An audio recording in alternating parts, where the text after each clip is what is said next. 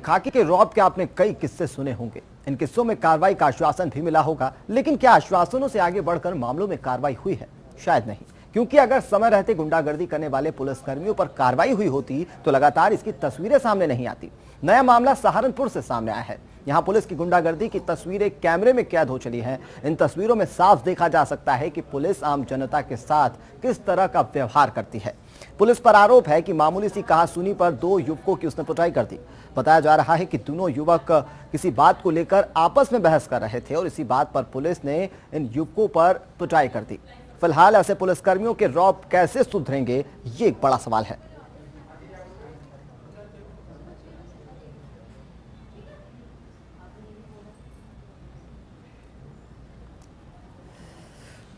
तो सहारनपुर से यह तस्वीर आप देख रहे हैं, जहां पर पुलिस की गुंडागर्दी एक बार फिर से सामने आई है, क्योंकि रौब कहना शायद गलत होगा।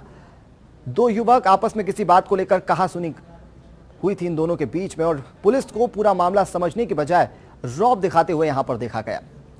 तस्वीरों में आप देख सकते हैं कि किस तरह से पुलिस जो है इन युवकों पर डंडे बरसा रही है, और पुलिस की ये गुंडागर्दी आखिर कब थमेगी, ये एक बड़ा सवाल है, क्योंकि लगातार इस तरीके की जो तस्वीरें हैं वो सामने आती रहती है।